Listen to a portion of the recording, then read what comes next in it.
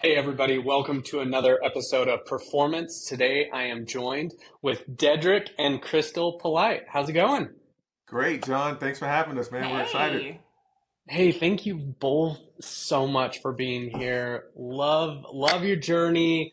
Love you guys. You're amazing. Tell us, us and our guests, a little bit about you guys, your background, and give us a little background on you. I would just, yeah, tell us a little bit about yourself. Yeah, we're Dedric and Krystal Polite. We're a couple, married. We're also in business together. Um, Mm-hmm. we have our own TV show on A&E and Hulu called 50/50 Flip. And we, both started out, did what our parents told us to do. They told us to go to school, get good grades, and get out and get a good job with benefits. We were both raised by single moms. She grew up in North Carolina. I grew up in South Carolina. We both moved to Boston at young ages, and then we didn't meet until our late 20s. And we met at a gas station, right, in our late 20s, and ended up being a fateful meeting. We ended up Yeah. getting All right, together. who made the first move? Who made the first move? Well, I approached her at the gas pump, and I gave her my business card, and we exchanged business cards. And our first date was actually kind of more of a business meeting than a date. I mean, we knew the attraction was there. Yeah. She was beautiful, but we both were like, she was more ready to settle down, of course, and we got right to the brass tacks right away. So she grilled me on our first date, like, hey, what's your 5 year plan? What's your 10 year plan? Are you an entrepreneur? Right? What's your credit As she score? should, as she should. I She like got you whipped out the credit score too. Like, let's get down to brass tacks. Like, Yeah, she got right love to it, this. and that was some guys might be intimidated by that, but that was actually refreshing to me for a woman who knew exactly what she wanted. And we've been together ever since, almost 10 years now. All right, I love it. Now, Dang. Dedrick, you mentioned being raised by single moms, and both of you did. How did your early experiences shape your drive for success, and your approach to real estate? Yeah, I mean, my early experience, John, I was born in a small town in South Carolina, grew up in Boston, but raised by a single mom. We were on Section 8. My mom was a secretary most of her career, but she instilled in us education. She was like, hey, listen, you got to get educated, and that's going to help you, surpass these circumstances. She actually made sure when I was in college, made sure that instead of my room furniture with cash, she made me put it on credit so I could build my credit. So my mom Mm-hmm. really set me up for success. When I graduated college, I had a 750 credit score because of her. And I was able to buy my first house at age 25 because of the seeds my mom planted in me. Like, hey, I may not be able to afford a house, but you are because I'm going to help set you up for success. So she definitely planted a lot of seeds. Today's actually would be her 61st birthday. She passed away about 6 years ago from cancer, but today would have been her 61st birthday. So Well, happy birthday. My heart goes out to you for your loss, but and thank you. I appreciate that. um sounds like an amazing woman. It was. So how about you, Crystal? I would definitely say, just from us coming from single parent households, you kind of inherit that generational poverty, right? And Yeah. for me, I always knew I was going to be an entrepreneur. It wasn't a doubt in my mind since I was 4 years old. My mother has always said, told people I'm going to be an entrepreneur. I'm going to be an attorney. I'm going to own my own law firm. So it was never even, hey, I'm going to be an attorney and work for someone. It was always about Yeah. entrepreneurship, owning my own for me. And it's never changed my entire life. So growing up in generational poverty, and I tell people poverty doesn't always mean that, you're homeless, destitute. Yeah. There are different levels to that, but understanding that, what Dedric and I are doing is not going to erase, 60, 70, 80 years of generational poverty for both of our families, but it will change that trajectory. So for my mom, having 4 kids, single parent, for her, it was always instilling in me my values, and my own voice. She said, listen, I had 3 girls and 1 boy. I had 3 girls. I had to make you tougher than that average female, right? She said, because I knew that the way I was, and I'm just like her, I was either going to be, people are going to always try and take advantage of you. They're going to look at you differently. So she made me tougher than, some people would like to think females are. Yeah. But it's made me driven my whole life. I've always been driven, and I tell people some people are born entrepreneurs and some people are built to be entrepreneurs, right? And for me, I was born an entrepreneur. And when I met Dedric, it was more so about, hey, are we equally yoked? Now, if he wasn't, that's fine. But I knew at that point in time in my life, I had to be dating and had to be looking for someone who was an entrepreneur in order for them to understand my mindset. So it just so happened, it was funny that, you know, both of our families moved to Massachusetts like a year apart, and we're both from the South originally. So we had a lot of stuff in line. So when I actually did meet him at the gas station, I knew immediately that that was the guy I was going to marry. Right. So as soon as he opened his mouth, I was like, oh, I was like, no, this is him. I'd actually been dreaming of this same guy for probably 10 years. Never knew what he looked like. You already know the story. I knew everything but his face. So when he talked, it was just like, oh, it's him. Oh, okay. Wow, this is him. So I knew this is the guy I've been dreaming about. So now you're like, you're like, oh my word, you look amazing. Wait, what was your credit score? I know. Yes. This is the man. This is the man of my dreams right here. Yep. And I tell people, full disclaimer, even if he'd have said, now, of course, he said, you know, his credit score was like an 810. And he told me he's like, yeah, 810. And I tell people it didn't matter if he would have said a 510 or 610. It would have just showed me at that point, okay, he told me it's a 610. At that point, I would have known, okay, this is how we have to move, right? If we're going to have to do credit repair or whatever the case may be, because my credit score was horrible. But I had just started rebuilding my credit. So it just taught us a lot about where we were in life at that exact moment. Yeah. Now, both of you moved from you were both in corporate America, and you moved to more entrepreneurship. What was kind of your turning point that kind of made that happen? My turning point, it was a few. I just never really liked working for someone else. I wasn't the best employee. And I got fired from a few jobs. I was in sales, and I was making six figures in corporate America, but it was just soul sucking, John. It was just draining. You know, Sunday night, you get that feeling in the pit of your stomach, like, damn, I got to go into this office. I got to go. Yeah. Like, it was just the dread, and I wasn't passionate about it. So I knew I had to get out of the corporate rat race at some point. And really, it was us meeting in her drive for entrepreneurship. I was more the play it safe, conservative, don't take risk. But she definitely gave me that perspective, like, hey, if we want to do anything, we got to take some risk if we want to actually leave these corporate jobs. Yeah, and just telling Dedric, hey, we're going to fail. And just me getting him to understand we're going to fail. Okay, now that we've gotten through that, let's go. Failure's okay. It's okay. Failure's okay. A lot of people, looking back on my entrepreneur journey, I was so afraid of failure. Just telling you guys a little of my backstory. I was working at a job. I was making great money, and I was working on kind of my side job, my side gig, right? Yeah. my little side hustle, right? And I was making for 2 consecutive years, I was making more than double what I was making in my corporate job outside. Double. Right. And I still was so terrified. Same here. To do it. And I was like my biggest hesitation was like, oh, I won't have health care. And I was like that was like one of my biggest hesitations. And I was like, and then looking back, I was like, I went and got health care, and it was like, I think it was like $600 or $700 a month. And I was like, why did that hold me back? And had I known how far I would go in that next year, I would have done it so much sooner. So I just love that you brought that up. Very similar. Very similar to that was one of our considerations. Like my last year at corporate, I made $160,000, but we had our own business on the side since 2017, and we were making a few $100,000 a year on the side, right? Mm-hmm. And it was like, hey, well, we have insurance, we have kids, and we finally cut the cord, and we looked at it, we're like, it's like $800 a month for a family of 4 for healthcare insurance. That was the big thing we were worried about. Yeah, and it wasn't even a worry of mine. Dedric's it was.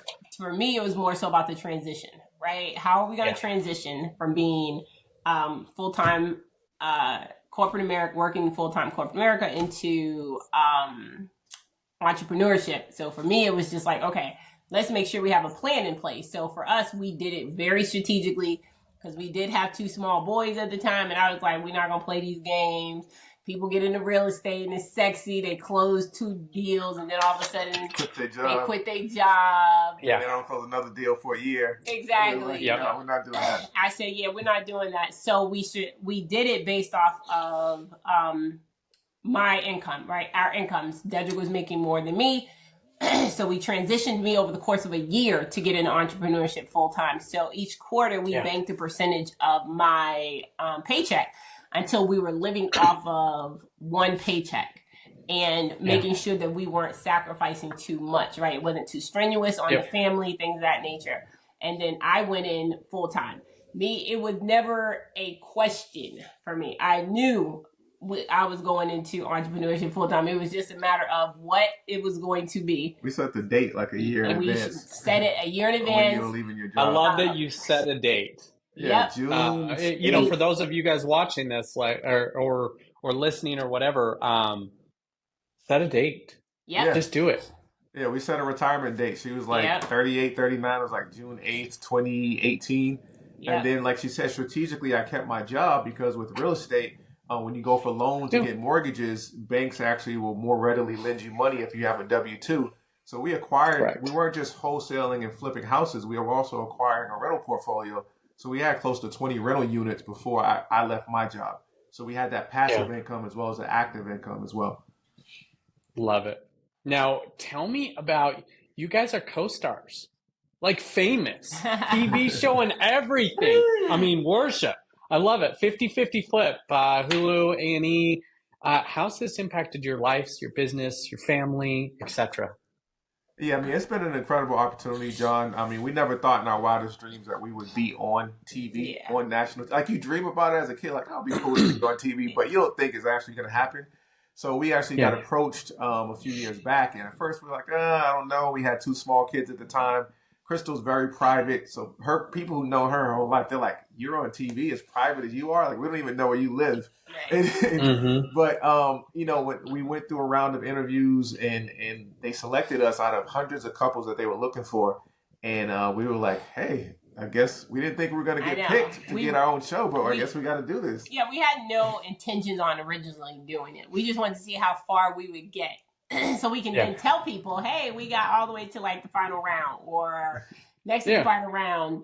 So when you guys did make it to the final round. So, exactly. You know. So it was a shocker for us originally, and it's definitely changed our life because, you know, now, you know, you can't go all the places that you used to go without having to stop a lot of times and, hey, how you doing? Take pictures. Especially when, you know, you're trying to get in and out of a store or something. But, you know, the conversations are a lot longer. We get a lot of great people who come to us or DM us and say, hey, listen, because the great thing about our show is we said, hey, listen, we're not going to be the millionth flipping show because we're not flippers. Yeah. We are investors. So if we're going to do the show, we told them it has to show exactly what we really do. Well, A&E shoots documentary style, which is great. It's not scripted. They shoot, so they're coming to just document what you're doing. And that's what they did. They came in and documented really what we do in our business day to day. So people come to us and they say, hey, I learned so much about investing. I learned so much about, you know, a lot of them have family homes. And they look a lot like our houses that we're flipping. They're not $1 million homes. We're doing starter home price point. And they're like, hey, I didn't see the value in this house until I saw your show. And now they're rehabbing it and keeping the property. And then also saying like, hey, I don't need $200,000 to rehab this house because we're doing our rehabs. At the time when we started, it was $50,000 or less in repairs, 50 days or less in our rehab timeline. Yeah. Now, working together as a married couple, Krystal, how do you maintain that? Well, for me, it's really has not been as difficult as some people because this was the plan all along for me. She's just saying that because I'm sitting here. I know. I get it. No, it really That's why I was. asked her the question. So It was really my plan to begin with. Like I always said, my partner will be my husband. So that's why on our first date with the business meeting, I was asking him, "Are you an entrepreneur?" Because I knew my partner would be my husband in business as well as life. So for us, it was always going to be a point where we had to transition into being in business together. Dedric and I actually started our first business together, dating 2 months in. okay. And we started an Airbnb business together 2012. And that's when Airbnb had only been around a couple years at that time. He got fired and was moping around the house for like 2 weeks. I was so over it. I was like, oh my goodness, like, bro, what is you doing? And I had to give him a whole talk like, yo, listen, F that job. The job lost you. You didn't lose that job. Yeah. Don't ever tie your self-worth into your net worth. And fire don't mean final. You understand what I'm saying? Like, just take this time to go out and do whatever is passionate for you, whatever your true passions are, whatever God has truly ordained you to do. This is what I want you to do now. Don't focus on a 9 to 5 because you was never meant to be there for long. That was your season. That season is past. So we jumped. He went out, but then a week he came back to me with the idea of doing Airbnb. He's like, oh, we can do your apartment. And I was like, oh, okay. He was like, oh, but your brother's in it. I was like, oh, he was. Called him. You got 2 weeks. You're going to have to be out. And he wasn't paying rent. I said, what do you want to do? Tell me what we need to do next. But it was showing him that I believed in him, right? 2 months in dating. Yeah. So to me, it was always the transition of, hey, we're going to be working together eventually. It's just a matter of who, what, when, where. And even now, our skill sets are not the exact same. I'm a visionary. He's the integrator in our business. So Dedric handles his part of the business completely separate from mine. We don't step on each other's toes. We meet about what we have to discuss in regards to the business. I think a lot of it, though, when the TV show came on, it was a lot because we film 11 months out of the year, 5 days a week, 10 hours a day. That's a lot. That's a lot. While running 7 companies and 2 boys. I mean, just to add to that, John, I think a lot of couples, they barely see each other, right? She works, he works, especially if you're both working. You know, you see each other for a couple hours a day, maybe on weekends. And I didn't want that life, like she said. I wanted us to do life together, not just after work. But I want us to be able to be together most of the time and actually build something together. So, yeah. Yeah. But you also want to not kill each other, too. Right, and which still, is why we have a home office. And then we have an office. She works in the home office. I work from the office. So we okay, all right. That definitely helps the situation. Yeah. What's kind of a common misconception people have in the journey to being real estate, investing professionals? I think too, some people think it's get rich quick, right? If you look on the internet, you see all these flashy cars and houses. People talk about you can get rich in real estate, which you can, but it's not get rich quick. You can definitely build wealth over time. I think that's one. And I think the second one, John, is people think that you need to come from money to get into real estate, which we definitely don't come from money, but we have been able to be successful in real estate. And then they think you need a real estate license to flip houses, and you don't. Those are 2 common misperceptions I had before getting educated and hiring a mentor and really learning the ins and outs. But yeah, you don't have to come from money, and you don't have to have a background in real estate. Yeah, I would say you don't have to have a lot of money getting started. And I think that's definitely a misconception that you have to have 10, 20, 30,000 to get started in real estate. And we like to tell people, just because a lot of people who didn't know us prior to the show think we got into real estate by flipping houses. And we are quick to tell people, no, that was not our journey. We didn't start flipping houses, which can be cash intensive, right? If you don't know ways around that, like we learned. But just having a lot of cash is what people come to us a lot talking about. Well, you know what? When I save up some money, listen, if I'd have waited for us to save up 10, 20,000, you would not be speaking to us today back in 2012 getting into Yep. real estate. We learned, and Dedric learned about a real estate strategy that would help us build up our cash flow. And that's how we got into it, which was wholesaling. We got into it, started that way. And then using the wholesales to buy and hold real estate, which is that was our goal from the very beginning of getting into real estate, which was Dedric's dream, which is real estate, was to buy and hold assets, not flipping, not wholesaling, any of that. It was to buy and hold real estate long-term to build generational wealth. Yeah. I was as you guys were doing that. Do you know how long it takes the average American to save $10,000? 11 months. You see? That's 11 quicker than I months. would even think. Me too. I mean, I I think know the it's quicker savings than rate, the savings I rate think is that negative right I now. think there's a lot of people out there, and most people are living paycheck to paycheck. It's hard to save money. So if you could take us back to 2012, you don't have a ton of money. What is the first thing that you'd recommend? I know you guys do coaching and stuff, so coach me and everyone listening a little bit on how to get started. How do I Yeah. start? I mean, if I take you back to 2012, we were both working jobs, both had side hustles, but those side hustles didn't get us out of the corporate rat race. What I would By the say way, is, maybe let me put a caveat on that. Take me back to 2012, but in 2024, 2025 Yep. time, like apply it to today. What would you guys do today? so what I would do is I would find somebody that's in the field that you want to get into, whether it's selling online, e-commerce, real estate, whatever you want to do. Find someone in that field that's super successful, and then get with them and actually hire them to coach you.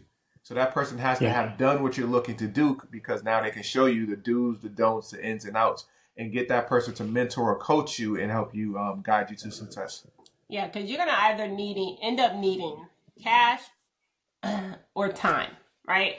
Yeah. That's what you're gonna need to get started in anything. You're gonna need either more time or more cash to get started. And for Dedric and I, we didn't have a lot of both, so Yeah. we figured out a balance of, hey, how do we time block and make sure that we put as much time into our 5 to 9 as we were doing into our 9 to 5. And shorten our learning curve. And to shorten our learning curve by hiring someone to do to teach us what they're already doing at a high level, and to avoid those same costly mistakes that is going to that's inevitable, that's coming up, right? And for Dedric, we tried it his way in the beginning. He was like, Which was trying to figure it out on my own. trying to right? figure it I out. want to invest. I didn't see the value of investing in a coach or a mentor. But she was like, Which hey, works, but you're going to have a lot of mistakes along the way. There you lot. go. Exactly. And we did, right? We had those mistakes coming up, and then I said, listen, it's been a year. We did the YouTube University. We listen to the podcast. There's only so far that's going to get you. We have to start investing, and we have to start hiring. And I was always for it, but I said, we're going to try my husband's way first, And I said, we got to start investing and start paying people to teach us what we need to learn. And that's what we did. We would have the money set aside to teach someone who's an expert in marketing, right? We went to conferences. Instead of going to the free look conferences, now we were going to the paid conferences that cost us money, and we were having to fly there. Joining mastermind groups, spending our first mastermind. There's such a big difference. I don't think people realize the difference between going to a free event and going to a paid event and going to an actually like very high level paid event. Game changer. It's less like you'll learn at all of them. You'll learn at each one of the levels. But the quality of people that you'll meet there and the quality of coaches and the quality of that along the way is just so crucial. Now, I know I looked on you guys' website. I did some educated research a little bit before. You guys do wealth building coaching, and especially for hands-on investors. Can you tell me a little bit about that? How does that work? Yeah, I mean, that's how we got to where we are today, John. We just talked about that, the coaching. So we've invested over the past 6 years about $250,000 into coaching and mentorship in different increments, 10,000 here, 15,000 here. And that's what got us to where we are today. So we are the products of hiring coaches, hiring mentors. And we just teach people exactly what we've done. And with the TV show, so many people reach out to us, hey, can you teach us how to get into real estate? That's what made us create the Polite Wealth Portal. And we teach people how to get started with no prior background, without having a lot of money. We got started wholesaling houses, which is a quick flipping method where you can build up capital, cash very quickly. And we took that money and we started buying rental properties for the passive income and also to build wealth. And then we got into flipping after that. So that's the path we take people on. We have free classes, webinars that we do, and then we also have paid coaching and mentorship programs as well. And we teach people in a way that either one, we wished it was around when we first got started, or we wish it was done this way versus how coaches were doing it when we first got started. Because, I tell people things change. Like every year in real estate, it's going to change. Strategies, all these different methods that come out.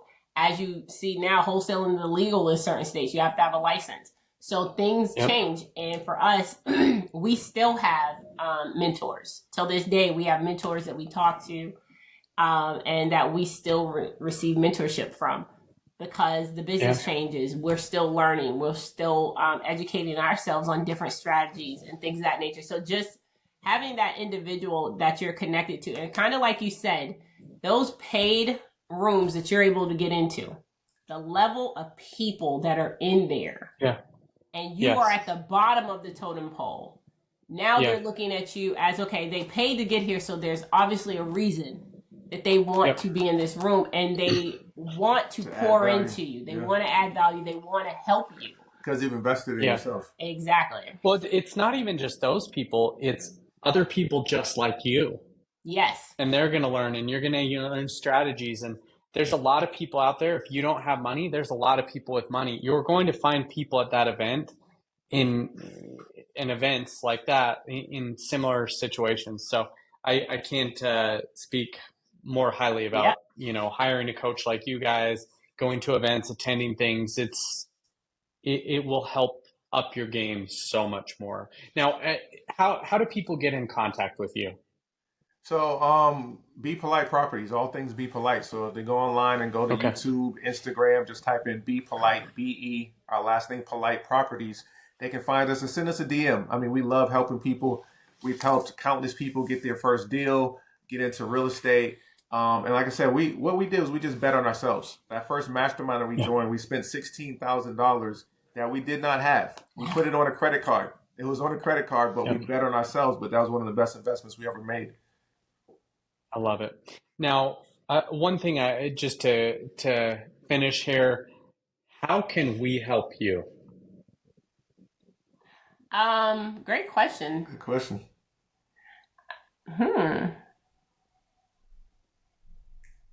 I would say, I don't think anyone's ever asked. I think you stumped Krystal, so that was a really good question. I mean, just by having us on this podcast and allowing us to get our message out and actually meet your audience, we definitely appreciate you guys giving us this opportunity. And I would definitely say, make sure everyone checks out the TV show, 50/50 Flip. We have 2 seasons under our belt so far. Season 1 and 2. 2 is on Hulu streaming.